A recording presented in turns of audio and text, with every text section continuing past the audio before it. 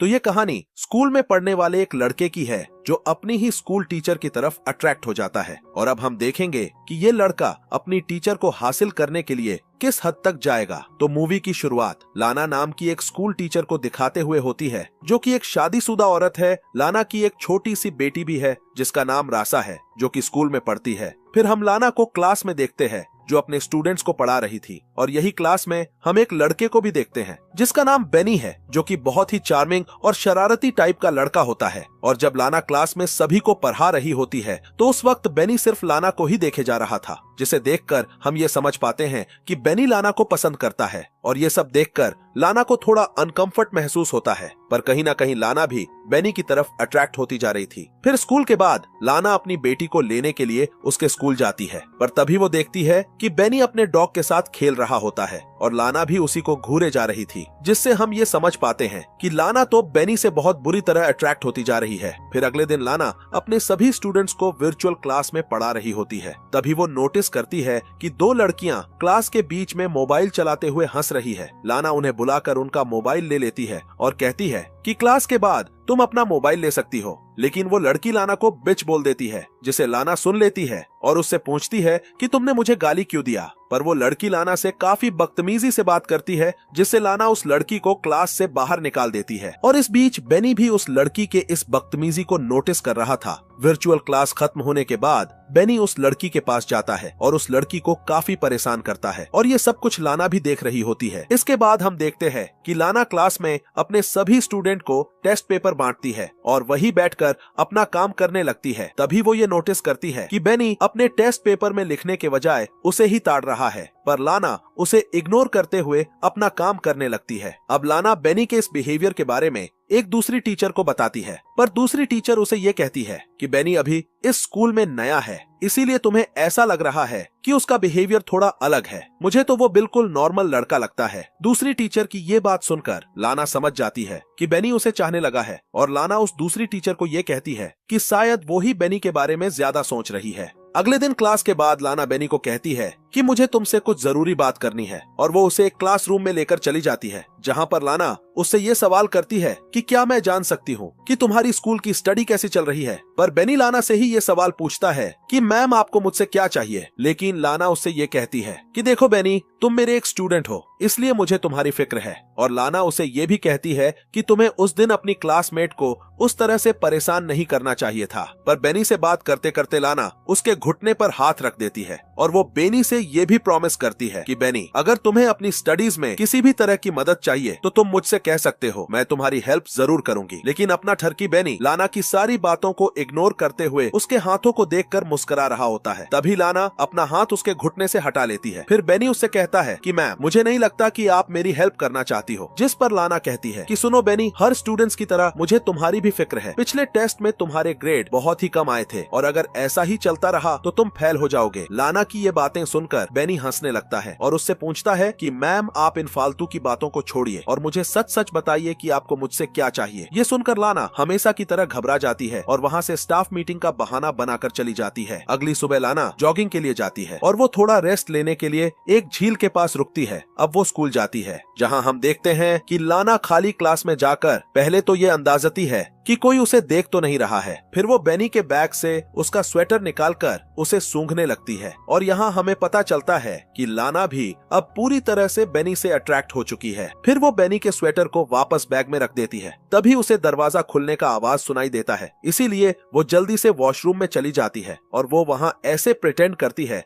जैसे कि वो पानी पी रही हो। फिर जैसे ही वो उठती है तो वो देखती है कि उसके सामने बेनी खड़ा हुआ है। वो उसे देखकर थोड़ा नर्वस हो जाती है, पर अपना हरामी बेनी एकदम से उसके पोम पोम को दबा देता है। पर लाना उसके हाथ को हटा देती है, पर ठरकी बेनी मुस्कुराते हुए फिर से उसके पोम पोम पर हाथ रख देता है और फिर वो आगे बढ़कर लाना के नेक पर किस करता है। लाना भी पूरी तरह से मदहोश होकर उसे किस करने ही वाली थी, पर कैसे भी करके वो होश में आकर उसे रोक देती है और उसे कहती है कि उन दोनों के बीच अब से ये सब दोबारा नहीं होना चाहिए। लाना उसे ये धमकी भी देती है कि अगर उसने इस तरह की हरकत दोबारा करने की कोशिश की तो वो उसे स्कूल से निकलवा देगी। पर बेनी उससे कहता है तुम भी तो ये सब करना चाहती थी। पर लाना उससे कहती है कि तुम सिर्फ मेरे एक स्टूडेंट हो, मैं तुमसे ये सब नहीं कर सकती। ये कहकर वो वहाँ से चली जाती है और रात को सोते वक्त लाना सिर्फ बेनी के बारे में ही सोचती है। अगले दिन स्कूल के हॉल में बेनी लाना के पास आता है और उसके कंधे से अपना कंधा रगड़ता है और उससे कहता है कि मुझे तुमसे अकेले में बात करनी है। पर लाना उसे मिलने से इनकार कर देती है। पर बेनी के जोर डालने पर लाना उसे स्कूल के एक खाली जगह पर लेकर जाती है और उसे समझाती है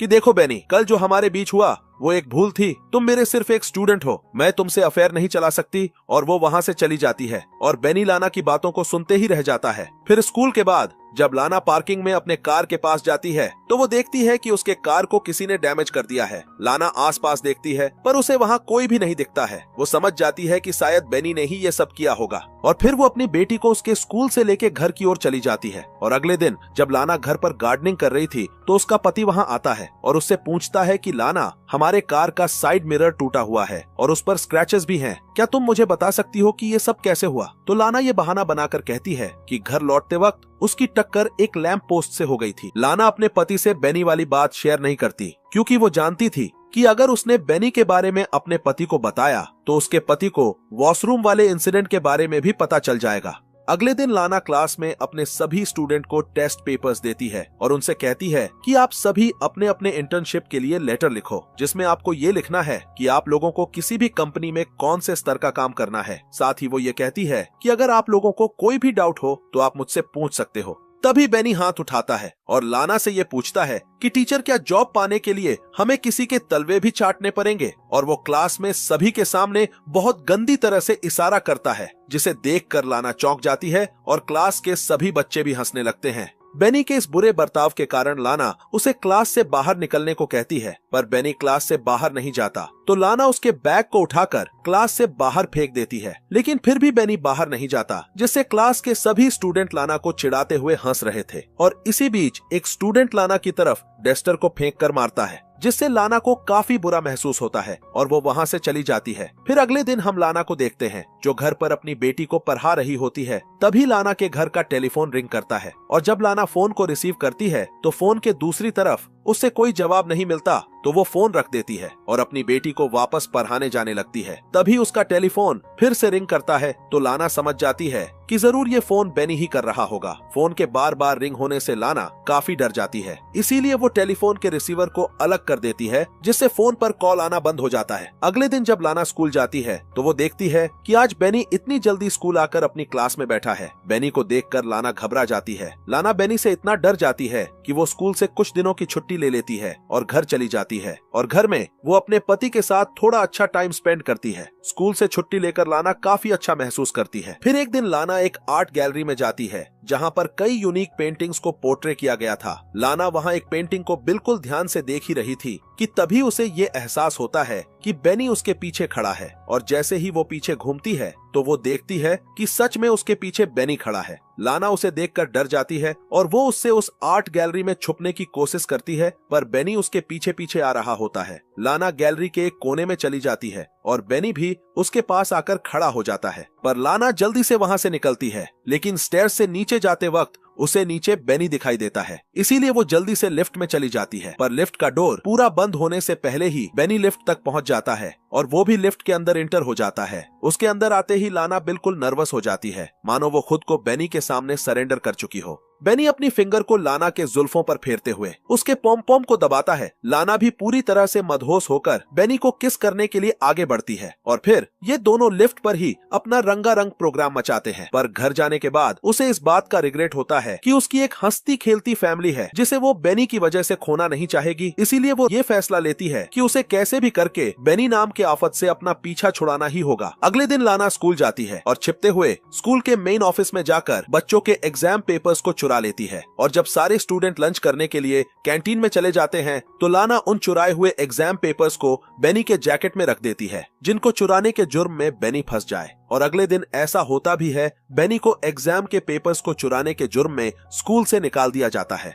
बेनी को स्कूल से जाते देख लाना के चेहरे पर सुकून की मुस्कुराहट होती है, क्योंकि आखिरकार उसको बेनी से छुटकारा मिल ही गया। इसके बाद लाना अपने फैमिली के साथ पिकनिक बनाने एक लेक पर जाती है, जहां वो खूब एंजॉय करती है। लेकिन स्कूल में लाना बेनी को काफी मिस करती थी। बेनी के साथ बिताए हुए पल उसके सपनों में आते थे। फिर एक दिन लाना अपनी बेटी को एक बुक स्टोर में ले जाती है, जहां पर उसकी बेटी को कुछ बुक्स लेनी थी। और जब लाना उसे बुक दिलाती है तो उसकी बेटी को उस स्टोर में एक छोटा सा टॉय पसंद आ जाता है और वो उसे लेने के लिए जिद करने लगती है। पर लाना उसको उस टॉय को लेने से मना कर देती है और टॉय न मिलने पर उसकी बेटी उस स्टोर के एक कोने में जाकर छुप जाती है। लाना को लगा कि वो अपनी बेटी को ढूंढ लेगी, पर घंटों भर खोजने के बाद लाना को उसकी बेटी कहीं नहीं मिलती, जिससे लाना को काफी ज्यादा डर लगने लगता है। जिससे लाना स्टोर के गार्ड को सीसीटीवी फुटेज दिखाने को कहती है। सीसीटीवी फुटेज में वो देखती है कि उस स्टोर में बेनी उन दोनों का पीछा कर रहा था। यह देखकर लाना ये सोचते हुए काफी घबरा जाती है कि कहीं बेनी ने उसकी बेटी को किडनैप ना कर लिया हो। पर तभी उसका पति उसे कॉल करता है और बताता है कि हमारी बेटी हमारे घर पर है।